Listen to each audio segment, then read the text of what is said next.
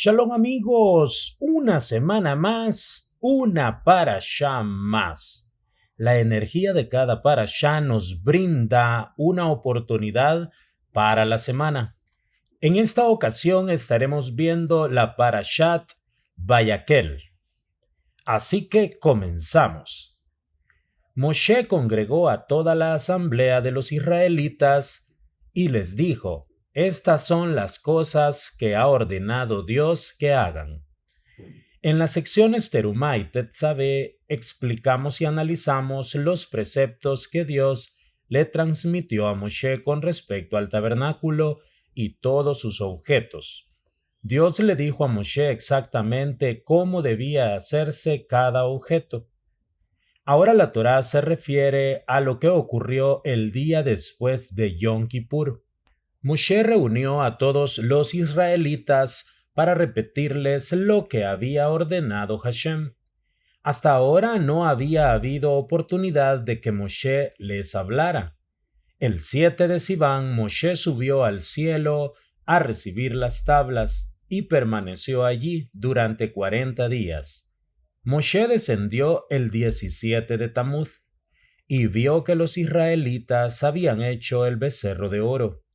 Al día siguiente Moshe volvió a subir a orar ante Hashem para que les perdonara su pecado, y permaneció allí otros 40 días. Moshe bajó el 29 de Av para hacer las segundas tablas, y al día siguiente, el 1 de Elul, volvió a subir para recibir la escritura en las tablas. Y permaneció allí otros 40 días. Luego descendió en Yom Kippur con las segundas tablas ya escritas.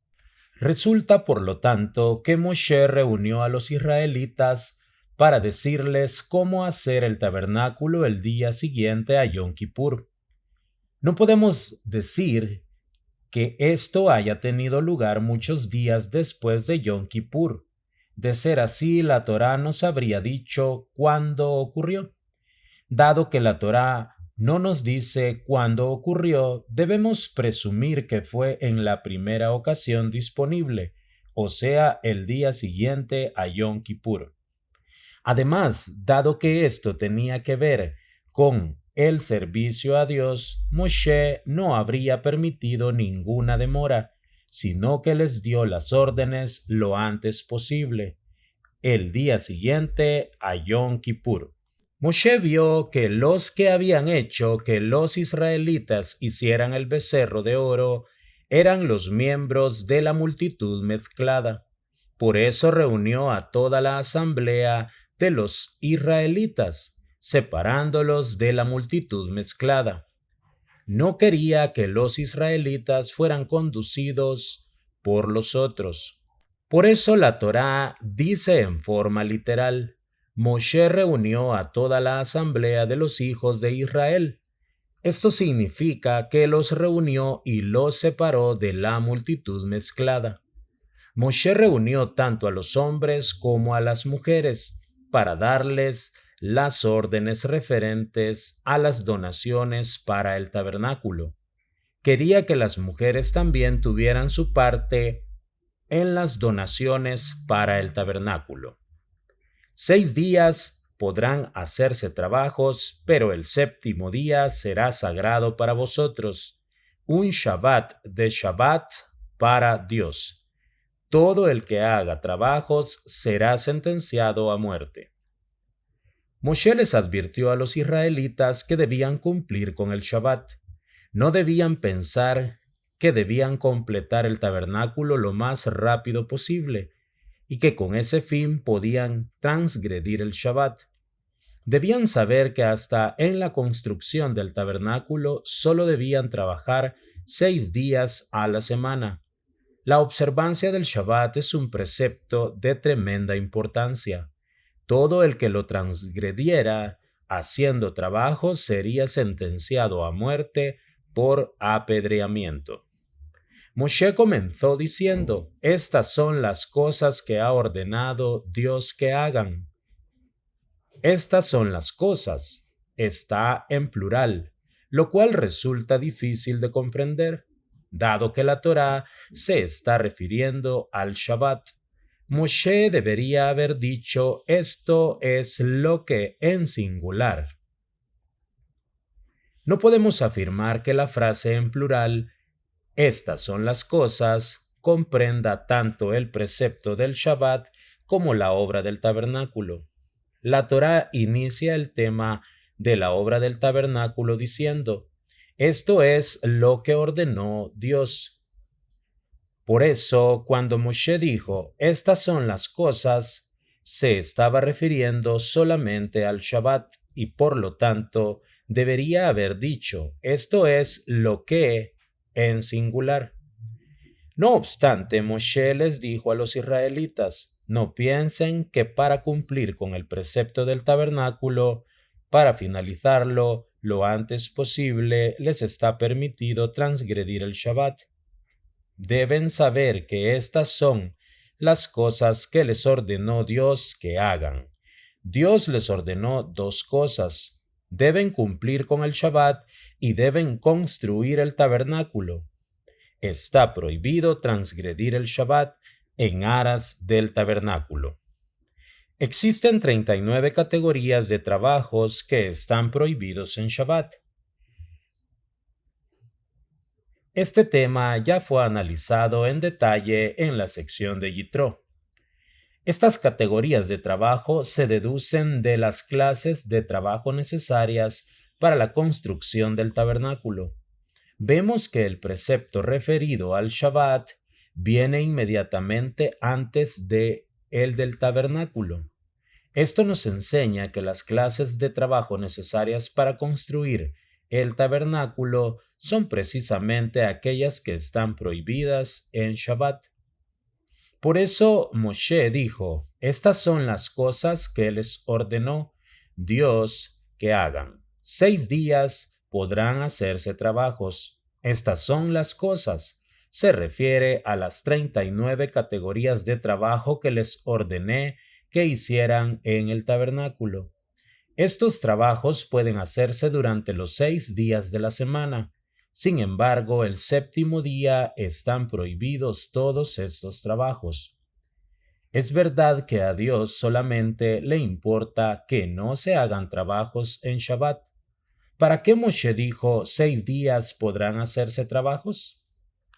Ocurre que hay aquí una lección para aquellas personas que están tan sumergidas en su trabajo, los 6 días laborales que nunca abren siquiera un libro. Por lo menos en Shabbat, cuando no trabajan, deberían abrir un libro y estudiar Torá, y no simplemente comer y beber, escuchar historias y contar chistes. Por eso está escrito, 6 días podrán hacerse trabajos, pero el séptimo día será sagrado para vosotros, un Shabbat de Shabbats para Dios. Basta que trabajen los 6 días laborales, dedicándose a los negocios y sin tener tiempo para estudiar Torá. Sin embargo, el séptimo día debe de ser un Shabbat para Dios. Todo el Shabbat uno debe dedicarlo al estudio de la Torá. Es un Shabbat para el alma. Si uno no puede estudiar Torá solo, deberá ir a la casa de algún vecino o a una sinagoga para oír lo que están estudiando. Si uno pasa el Shabbat dedicado a asuntos triviales y no se sienta a estudiar, es un pecado enorme y será castigado el gran día del juicio. La Torá ya nos hace una advertencia en este sentido. Cuando fue entregada la Torá, ésta se quejó diciendo, Amo del universo, ahora los israelitas están en el desierto y no tienen ninguna ocupación. Por eso pueden sentarse y estudiar Torá todo el día. Pero ¿qué ocurrirá después de que entren a la Tierra Santa? Cada uno se dedicará a sus propios asuntos, cada uno con su campo y con su viñedo, y entonces no les quedará ni un solo momento libre para estudiar. Dios le respondió a la Torá, les he dado un día entero por semana para que se consagren por completo a ti. El Shabbat será un día de estudio. Ese día no tienen ninguna otra ocupación. La Torá se reconcilió, pues el Shabbat había sido dado a los israelitas como el día en que estudiarían Torá. Por eso aquel que descuida el estudio de la Torá en Shabbat, dedicándose a ocupaciones triviales, comiendo y bebiendo todo el día, verá que la Torá acabará quejándose de él el gran día del juicio. Cuando los israelitas se reúnen en sus casas de estudio en Shabbat y en las festividades para orar y escuchar palabras de Torá, esa asamblea tiene un enorme valor ante Dios. Esas personas dejan a un lado sus propios placeres para escuchar palabras de Torá. Con respecto a ellos, el rey Shlomo dijo: «Cuán bella eres y cuán agradable eres con tu amor de placer». Shir Hashirim 7:7. Qué bello y qué agradable es ante Hashem es que vayan a escuchar palabras de Torá. Dejan todo a un lado y van a oír su palabra. Así le encomendó Hashem a Moshe: reúne a los israelitas cada Shabbat y enséñales las leyes del Shabbat para que sepan qué está permitido y qué está prohibido. Y entonces todas las generaciones futuras sabrán que deben reunirse en la sinagoga y estudiar Torá cada Shabbat. A través de este estudio mi nombre será santificado y engrandecido en medio de ellos. Es por eso que la sección se inicia con la frase Moshe reunió. La Torá no dice esto en ninguna otra parte. Si bien también se les enseñó a los israelitas reunidos otras secciones de la Torá, cada vez que Moshe deseaba darles órdenes, los reunía y les enseñaba la lección. Sin embargo, esta frase apunta a lo que hemos explicado. De allí se esparció por todo el mundo la costumbre de que después de la comida del Shabbat, la gente se reúne en la sinagoga y el rabino estudia con ellos hasta el servicio de la tarde en Minjá. Se trata de una muy buena costumbre. De ese modo la gente cumple con el precepto de disfrutar del Shabbat del modo apropiado. El goce del Shabbat que nos encomendó Hashem no es el goce físico de comer manjares y exquisiteces, sino más bien tiene que ver con la comida espiritual, vale decir, la Torá y sus distintos preceptos. Por lo tanto, uno debe tener mucho cuidado de estudiar Torá y sus preceptos. Está prohibido fijar la hora de la comida a una hora en la que la congregación se reúne en la sinagoga a escuchar Torá. El castigo de la persona que así lo hace es enorme. Había en Jerusalén 2 familias que tenían esa mala costumbre. Siempre estaban ansiosos por comer. Una familia siempre hacía un gran banquete en Shabbat. La otra familia hacía la comida principal el viernes y cuando llegaba el Shabbat ya no tenían más apetito. Ambas familias fueron borradas del mundo a causa de su pecado. Es verdad que se suele decir que en hebreo la palabra Shabbat puede entenderse como un acróstico de Shena Beshabbat Ta'anuj, que significa dormir en Shabbat es un placer. Sin embargo, esto se aplica únicamente a los hombres que estudian Torá durante toda la semana y deben descansar un poco en Shabbat. Pero si una persona no estudia Torá toda la semana, sino que se dedica a sus negocios, el Shabbat apenas sí le alcanza para cumplir con su deber de estudiar, cosa que no hace en absoluto el resto de la semana. En realidad, aquí Moshe alteró el orden en el que Dios dio los preceptos. Cuando Hashem dio los preceptos, primero le habló con respecto al tabernáculo y luego con respecto al Shabbat. Sin embargo, al enseñárselos a los israelitas, Moshe les habló primero del Shabbat y recién después del tabernáculo. Esto se debía a que el Shabbat tiene que ver con el honor de Dios.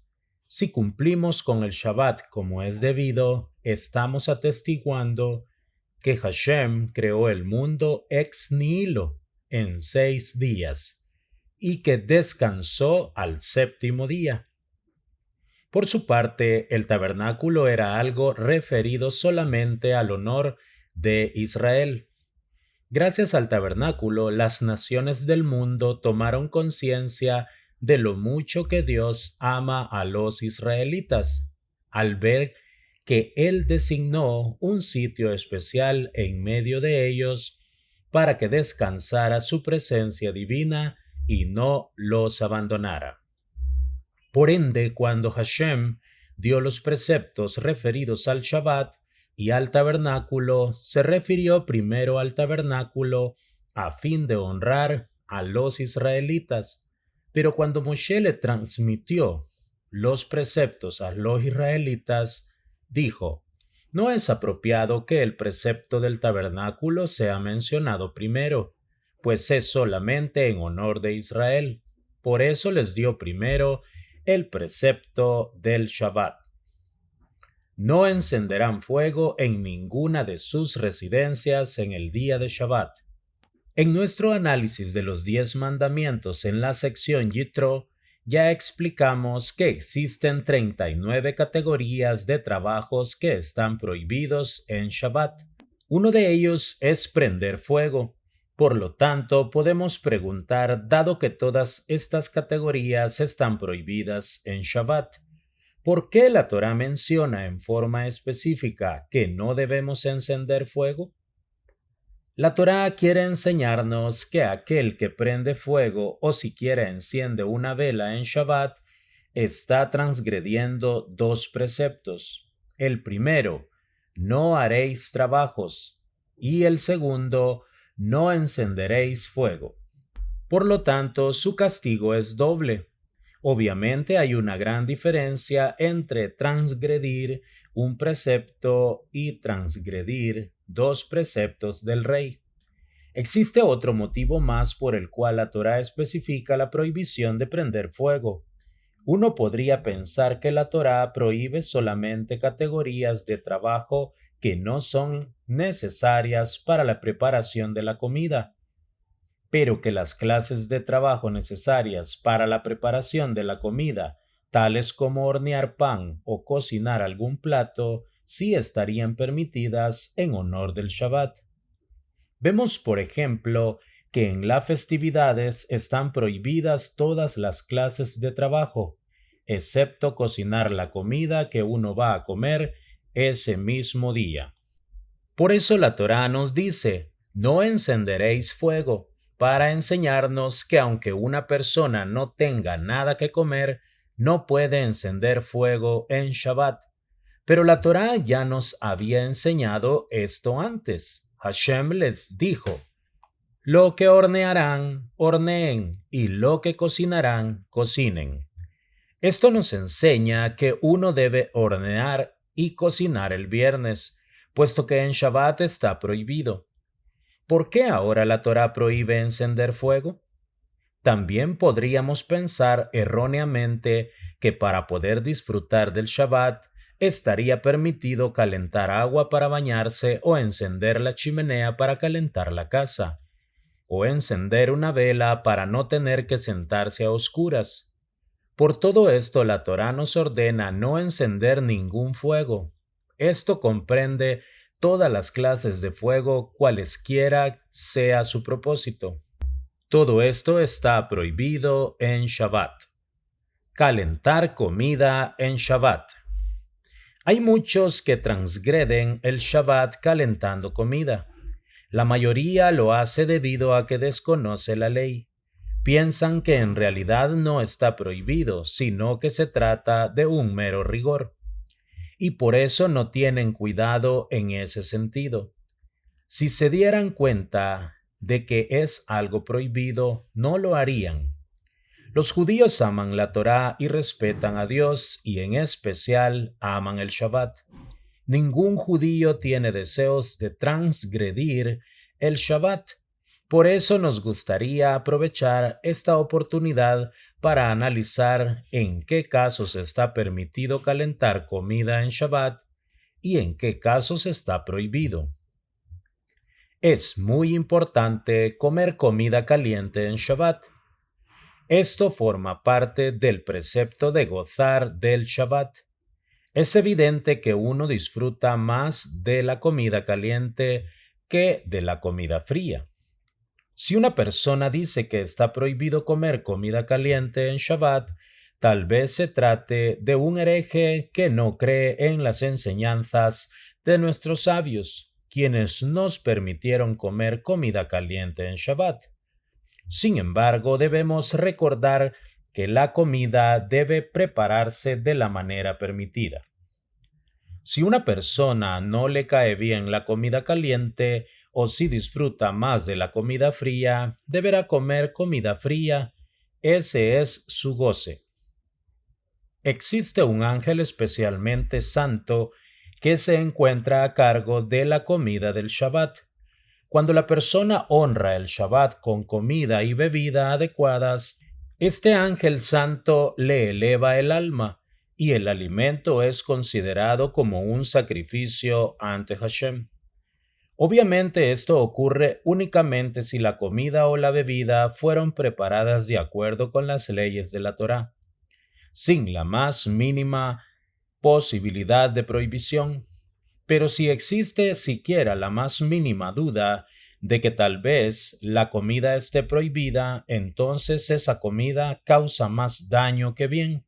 Esto ocurre, por ejemplo, si no se examinan las verduras con cuidado para ver si contienen gusanos o si calienta comida en Shabbat de una manera que está prohibida. Esa comida mancha el alma y el ángel denunciará a la persona por haber profanado el Shabbat. Aquel que come esa comida no está honrando el Shabbat, sino profanándolo. En una obra del afamado rabí Abraham Ibn Ezra dice lo siguiente: esto ocurrió el 14 de Tebet de 4915, 21 de diciembre de 1154. El viernes a la noche, a medianoche, yo, Abraham el Sefardí, llamado Ibn Ezra, me encontraba en una ciudad de la isla denominada el Fin de Arnón, que es el séptimo límite del área habitada de Arnón. Estaba durmiendo placenteramente cuando tuve el siguiente sueño. Había un hombre parado delante de mí con una carta sellada en la mano. El hombre me habló diciendo: toma esta carta que te ha escrito el Shabbat. Yo me arrodillé y me prosterné ante Hashem y bendije a aquel que me confirió este honor. Tomé la carta con ambas manos. De mis manos goteaba mirra mientras la leía. En mi boca las palabras eran dulces como la miel. Mientras leía los renglones, mi alma por poco me abandonó. ¿Cuál es mi pecado?, le pregunté al que estaba parado delante de mí. ¿Qué falta he cometido? Desde el día en que conocí al gran y tremendo Hashem, que me creó y me enseñó sus preceptos, siempre amé el Shabbat. Antes de que llegara el Shabbat salía a recibirlo con todo mi corazón. Cuando partía lo dejaba ir con dicha y con canción. ¿Quién es un siervo tan confiable como yo? ¿Por qué me envió esta carta? La carta decía lo siguiente: yo soy el Shabbat, la corona de la fe, el cuarto de los 10 mandamientos entre Dios y sus hijos. Yo soy la señal del pacto por siempre, por todas las generaciones. Hashem completó toda su obra conmigo. Así está escrito al comienzo de todos los libros. El maná no cayó en mí para que yo fuera una señal para enseñar. Yo soy deleite para aquellos que viven en la tierra y un consuelo para los que residen en la tumba. Yo soy una dicha para hombres y mujeres, ancianos y jóvenes, se regocijan conmigo. Hasta los deudos de los difuntos no guardan luto en mí. En mí no se dicen alabanzas a los muertos, ni siquiera los más justos. Los siervos y los esclavos hallan reposo, y hasta los extraños en los portales. También los animales descansan gracias a mí, los caballos, los asnos, los bueyes. Toda persona dotada de inteligencia hace kiddush con vino. Además, los más importantes hacen Havdalah. Todo el día la gente halla las puertas del entendimiento en mi día. Esas puertas están abiertas. La gente que honra, yendo por la buena senda, sin dedicarse a sus propios asuntos, ni hablar de lo que les place, se alejan de la iniquidad para cumplir conmigo como es debido ya desde su infancia. Tú me has cumplido con gran cuidado desde tu infancia, pero ahora que has envejecido has cometido un error. Tienes libros que promueven la transgresión del Shabbat. ¿Cómo pudiste guardar silencio y no hacer un voto de que escribirías una carta con fe verdadera y se la enviarías a todos los hebreos? Entonces el mensajero del Shabbat me dijo: me dijeron que tu discípulo vino a verte ayer con libros que explican la Torá, y que allí está escrito que uno debe transgredir el Shabbat. Ahora debes fortalecerte y luchar la batalla de la Torá en honor al Shabbat, en contra de sus enemigos. No les temas a ningún hombre. Me desperté y sentí terror y gran confusión. Me lavé las manos y tomé los libros, leyéndolos a la luz de la luna. Allí había un comentario del versículo, y fue de noche y fue de día. Bereshit 1:5. En ese libro decía: cuando llegó la mañana del segundo día, se completó un día, pues la noche sigue al día. Al leer esto casi me rasgué las vestiduras de la angustia. También arranqué ese comentario. Dije: es preferible transgredir el Shabbat para que Israel no transgreda muchos Shabbats. Si llegan a ver este comentario ruin, ¿qué hará de nosotros un hazme reír entre las naciones? Me contuve por respeto al Shabbat, pero hice un voto de que no descansaría de que, inmediatamente después del Shabbat, explicaría el comienzo de este día de la Torá y quitaría el obstáculo y la trampa mortal de todo Israel. Tanto los fariseos como los saduceos saben de que todo el relato de la creación fue escrito solamente para que aquellos que cumplen con la Torá supieran cómo observar el Shabbat, igual que Dios observó el Shabbat tras los días de la creación.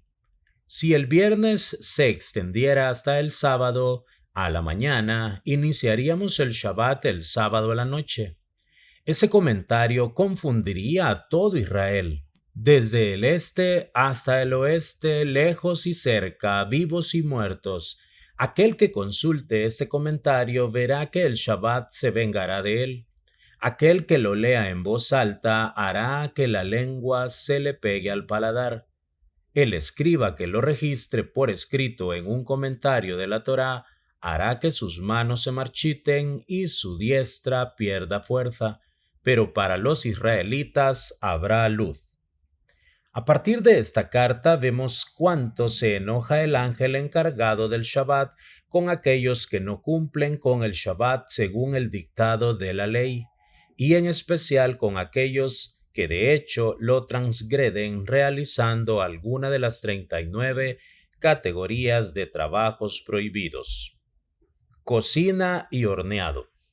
Dice la Torá: no podrán hacerse trabajos en Shabbat, Nuestros sabios tienen la tradición de que el trabajo se define como cualquiera de las clases de labores que se realizaron para completar el tabernáculo.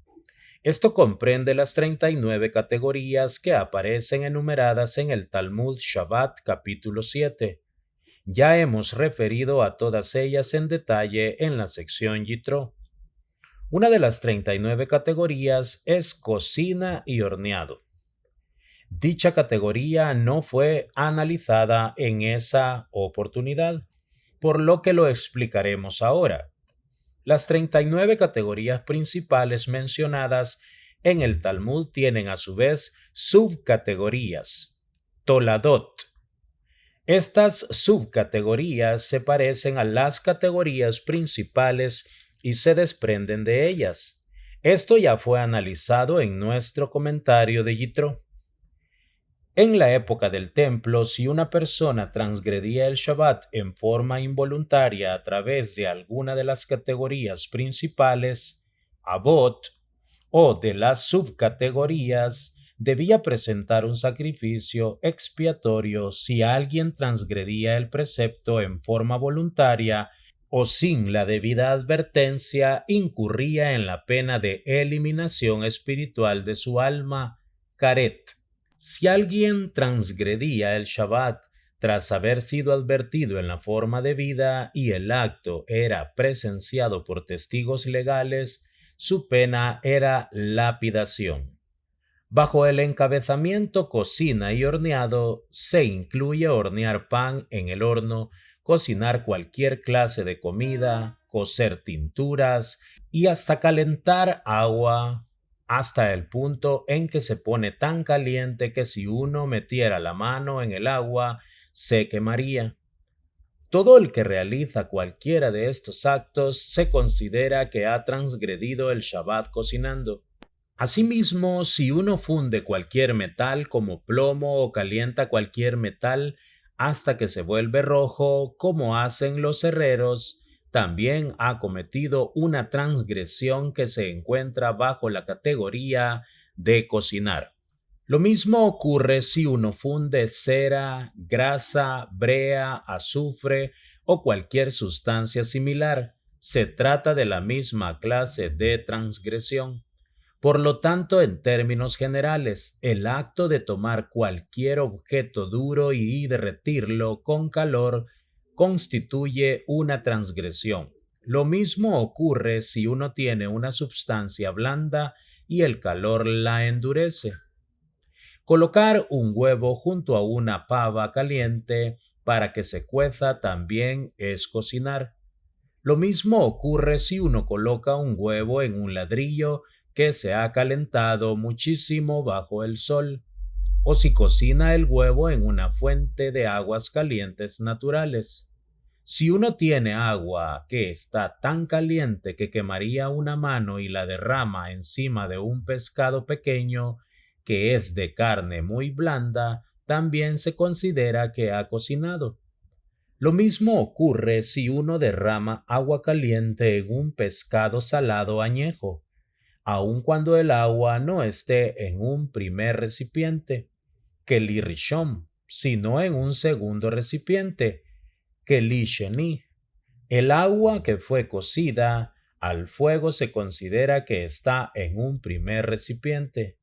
Si después esa agua se vierte en otro recipiente, entonces se considera que está en un segundo recipiente. En cualquier caso, se trata de una transgresión que está bajo la categoría de cocinar, dado que el pescado es pequeño y de carne tierna. Incluso al vertir agua de un segundo recipiente, se está cocinando. Si uno quita la olla del fuego o la quita del horno, está prohibido agregarle cualquier clase de condimento todo el tiempo que esté lo suficientemente caliente como para quemar una mano. En ese caso, el condimento mismo que se coloca en la comida se cocina, lo cual está prohibido en Shabbat.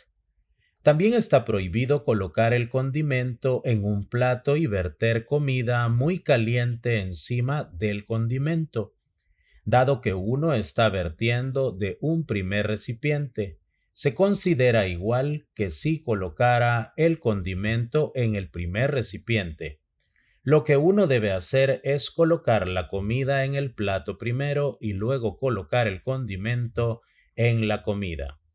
Existe una opinión según la cual la sal puede ser cocida por cualquier elemento caliente. En ese caso estaría prohibido colocar sal ni siquiera en un segundo recipiente, siempre y cuando la comida estuviera demasiado caliente como para que uno la tocara con la mano. Sin embargo, hay otras autoridades que sostienen exactamente lo contrario, de que ni siquiera en un primer recipiente la sal no se cocina, siempre y cuando no esté sobre el fuego. La mayoría de las autoridades está de acuerdo con la segunda opinión, por lo tanto, está permitido colocar sal hasta en un primer recipiente, siempre y cuando no esté encima del fuego. Sin embargo, si uno desea ser más estricto y no colocar sal en un alimento mientras esté muy caliente, merecerá una bendición, ya que hay una autoridad que lo prohíbe. A partir de esto vemos que no está bien colocar café o azúcar en un recipiente y luego vertir en el recipiente agua muy caliente de una pava. La pava es primer recipiente, por lo que resulta que este café molido o esta azúcar molida están siendo cocinados en Shabbat. Ya hemos explicado que si uno hierve agua en Shabbat es una transgresión que entra en la categoría de cocinar. Si quedó en la cocina o en el horno agua hirviendo desde antes del Shabbat, está prohibido mezclar agua fría junto con este agua a un primer recipiente para obtener una agua caliente. Todo el tiempo que el agua del primer recipiente esté muy caliente, el agua fría que se mezcla con ese agua caliente se considera que ha sido cocida. Tal como dijimos, el primer recipiente cocina todo aquello que se coloca dentro de él, aun en el caso en que uno vierte agua fría dentro del agua caliente. Por consiguiente, lo único que uno puede hacer es vertir el agua del primer recipiente al segundo recipiente. Entonces uno puede vertir el agua fría dentro del segundo recipiente. También se puede vertir agua caliente del segundo recipiente dentro del agua fría. Si uno cocina en Shabbat, no tiene necesidad de completar la cocción para cometer una transgresión. Aunque cocine el alimento igual que la comida, de Ben Drusai ha cometido una transgresión. Ben Drusai era un ladrón que solamente cocinaba la comida a medias. Sin embargo, aún esto es considerado una transgresión. Por lo tanto, si uno coloca carne sobre el fuego y se asa un pedazo de carne del tamaño de un dátil, se considera una transgresión que entra en la categoría de cocinar, aunque el resto de la carne siga estando cruda. Al haberse cocido en ese solo lugar, es una transgresión. Además, aun si esa porción del tamaño de un dátil no está completamente cocida, sino cocida solamente a medias, como la comida de Ben Drusai, sigue siendo una transgresión. Aun si una persona no hace todo el trabajo, sino que uno trae el fuego, otro trae la leña, otro coloca el recipiente vacío en el fuego y otro más le coloca agua adentro, todos ellos han transgredido esta prohibición. Asimismo, si una persona coloca el recipiente en la cocina, otro coloca carne dentro del recipiente, otro le agrega un condimento o sal y otro lo mezcla con una cuchara, todos ellos han transgredido esta prohibición. Cada uno ha transgredido en cierto grado el Shabbat. Aunque la comida ya esté cocida como la comida de Ben Drusai, que significa cocida a medias, aquel que completa la cocción ha transgredido esta prohibición. Esto se aplica tanto si se trata de un alimento húmedo como de un alimento seco. Por ende, si hay una olla en el fuego desde antes del Shabbat y su contenido no se ha cocido del todo, y una vez comenzado el Shabbat, uno le coloca una tapa a la olla, está transgrediendo esta prohibición. Colocar una tapa a la olla hace que el alimento se cocine más rápido, aunque la comida fue cocida antes del Shabbat. Al colocarle una tapa adicional, ha cometido una transgresión de la prohibición de cocinar. Muchas mujeres cometen transgresiones relacionadas con esta ley. Colocan una olla con comida a medio cocer en el fuego de Shabbat. Esto constituye un acto de cocinar. Esas mujeres no son cuidadosas en lo referente a la observancia del judaísmo y no se cuidan de cumplir con el Shabbat, pues no saben lo importante que es, no saben cuánto esfuerzo uno debe hacer para preparar las cosas necesarias para el Shabbat. No se ponen a trabajar el viernes a la mañana temprano para no transgredir el Shabbat. El viernes se ponen a coser o a realizar cualquier otra clase de labores y no se ponen a cocinar sino hasta el mediodía. Esas mujeres deben saber que deben tener mucho cuidado de no transgredir el Shabbat. Se cuenta de una mujer que una vez madrugó el viernes a la mañana para devanar su hilo y se sumió tanto en ese trabajo que no llegó a hacer todos los preparativos necesarios para el Shabbat, y más tarde ya no tuvo tiempo. Después de su muerte, ella se le apareció a un santo en un sueño. Los ojos y las manos se estaban quemando con mechones de algodón. El santo le preguntó: ¿por qué se te castiga de este modo en el otro mundo? La mujer respondió: es porque prorrogué los preparativos del Shabbat hasta el último momento. A partir de lo que dijimos antes, vemos que si uno cubre la olla en viernes a la noche y en la olla hay comida que no está completamente cocida, es una transgresión de la prohibición de cocinar. Cuando se cubre la comida, uno hace que se cocine más rápido. Aun si la comida está completamente cocida, pero se le agrega más agua para que no se queme, uno ha transgredido la prohibición. Cubrir la comida hace que se vuelva comestible. Esto se aplica aún en el caso en que la olla ya tenía una tapa de hierro y alguien le agregó otra tapa encima.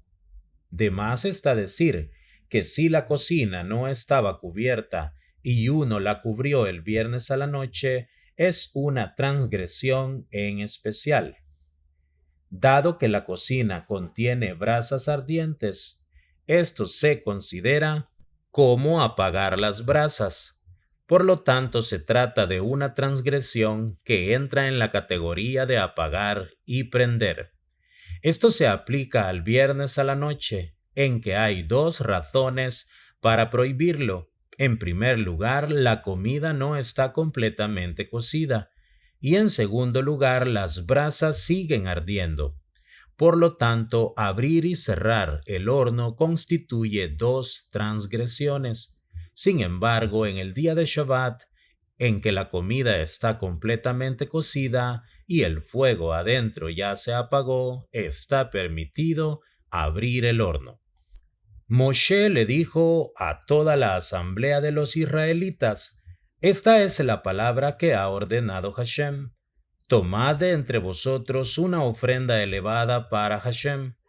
Todo aquel cuyo corazón lo motive la atraerá como ofrenda para Hashem: oro, plata, cobre, lana turquesa, púrpura y carmesí, lino, pelo de cabra, pieles de carnero teñidas de rojo, pieles de tahash, madera de shittim, aceite para la iluminación, especias para el aceite de unción y el incienso aromático, piedras, shoham, y piedras para los engarces, para el efod y el pectoral.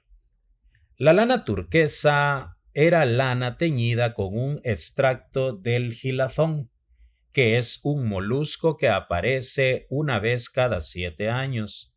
Dicho extracto tiene el color del cielo, que es parecido al del trono de gloria. La lana púrpura es lana teñida con una tintura de color púrpura denominada argamán. La lana carmesí es lana teñida con el gusano de carmesí. Las pieles de carnero teñidas de rojo son pieles de carnero que primero se curtieron y luego se tiñeron de color rojo. Las pieles de tahash son las pieles de un animal kasher muy grande que en el desierto se denominaba tahash. La madera de chitín es una especie de cedro que también se denomina acacia. El aceite para la iluminación consiste del aceite puro de oliva que se empleaba para encender la menorá. Las especias se empleaban tanto para el aceite de unción como para el incienso. Las piedras shoham eran 2 piedras preciosas llamadas shoham que se usaban en el efod. Se trata de carbúnculos. Las otras piedras preciosas son las 12 piedras preciosas que se empleaban en el pectoral. Todo esto ya fue analizado en detalle en la sección Tetzaveh. Dijo Moshe: tomad de entre vosotros todos estos artículos. Moshe le ordenó al pueblo que no recibiera ningún regalo de la multitud mezclada, con anterioridad a la realización del becerro de oro. Hashem le había ordenado que tomara donaciones para el tabernáculo de todos los hombres, incluyendo a los de la multitud mezclada. Así había dicho Hashem: que tomen para mí una ofrenda de cada hombre cuyo corazón lo motive. Sin embargo, una vez hecho el becerro de oro a manos de la multitud mezclada, Hashem ordenó que las donaciones se recibieran únicamente de manos de los israelitas. Por eso la Torá dice: Moshe le dijo a toda la asamblea de los israelitas: tomad de entre vosotros una ofrenda elevada para Hashem. Al decir tomad de entre vosotros, Moshe también quería decir que cada uno debía donar la cantidad que deseara. No se debía forzar a nadie. Por eso dijo: tomad de entre vosotros. ¿Qué quiere decir? Tomen desde lo más profundo de su corazón la cantidad que deseen. No donen porque los fuerzan o porque sienten envidia. Sus donaciones no deberán tener ningún motivo ulterior. Deben donar desde dentro del corazón. El versículo también puede traducirse literalmente: tomad de entre vosotros, en el sentido de que si una persona da por propia voluntad, es como si diera una parte de sí mismo. Las palabras de Moshe también vienen a enseñarnos que el regalo debe ser de ustedes y no de la ropa que llevan puesta las mujeres. Ellas no quisieron donar sus aros para el becerro de oro, pero los hombres sí, tal como se explicó en la sección Kitizá. Ahora los hombres debían dar un regalo para expiar su pecado. Además, cuando Aarón les dijo a los hombres que trajeran los aros de las mujeres, tenían la esperanza de que eso demoraría la realización del becerro de oro, debido a que las mujeres no se quitan las joyas con tanta facilidad. Del mismo modo, Moshe dijo: tomad de entre vosotros, y no de las mujeres, para que las donaciones lleguen lo antes posible. Vemos entonces la grandeza de las mujeres en aquella generación. Aunque no se les ordenó que llevaran obsequios, ellas enseguida entregaron sus propias joyas. Así está escrito: los hombres vinieron con las mujeres, o los hombres vinieron además de las mujeres. Esto nos indica que cuando los hombres ofrendaron sus regalos, las mujeres ya habían entregado los suyos. Cuando la Torá dice que las donaciones deben tomarse de entre vosotros, nos está enseñando que no se podía ofrendar ningún objeto robado. Siempre que una persona realiza una donación para un fin sagrado, debe ser de su propia propiedad, que se ganó con sus propias manos. No debe de ser nada que contiene ni el más mínimo rasgo de timo o robo.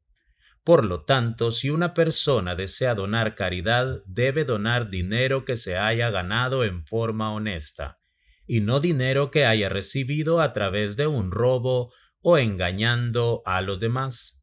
Así está escrito: le darás tu pan al hambriento. Yeshayahu 58:7. No dice pan, sino tu pan.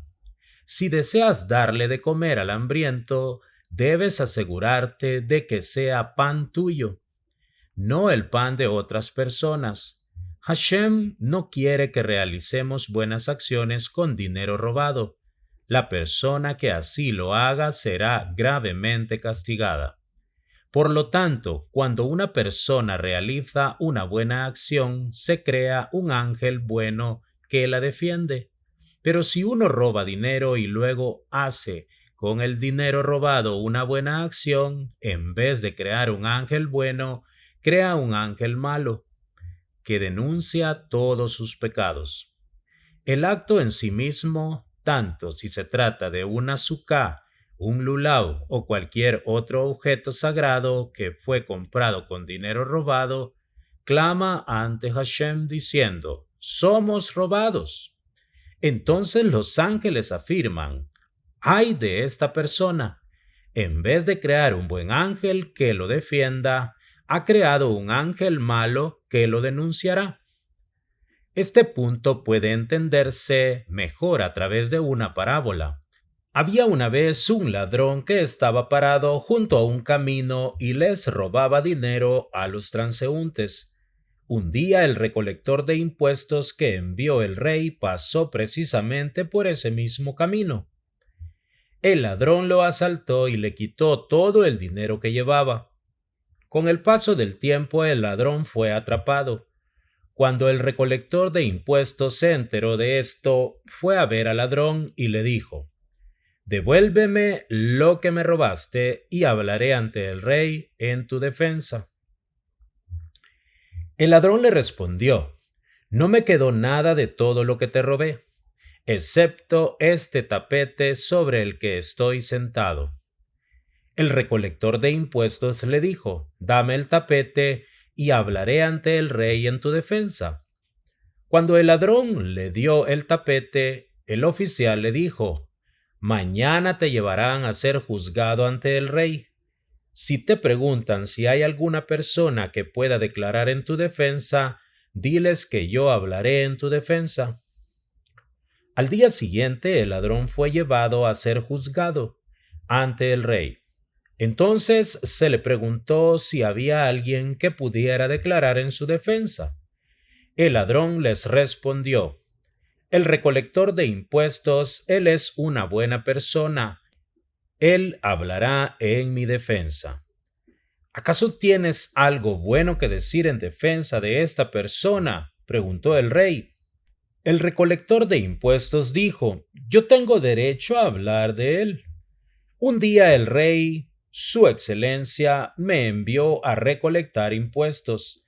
Este hombre me atacó en el camino y me quitó todo el dinero que llevaba, y lo único que me dejó fue este tapete, que ahora sirve de evidencia en su contra».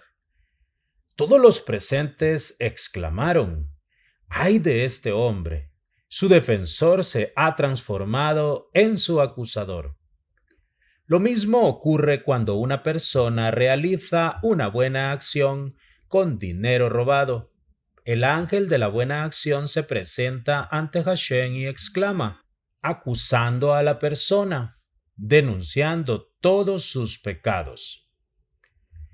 Por eso Moshe dijo, tomad de entre vosotros una ofrenda elevada para Dios. La ofrenda que llevarán a Hashem debe ser de ustedes mismos. Les debe pertenecer en forma absoluta. No debe existir ninguna duda con respecto a la honestidad de su origen. Amigos, hasta aquí la lectura de esta parashá, interesantes tópicos de santidad para el Boreolán. Hashem bendiga la obra de sus manos, que esta semana sea de mucha bendición, que la energía de la parashá Vayakhel entre en sus almas y en sus vidas. Hasta la próxima con la ayuda del Boreolam.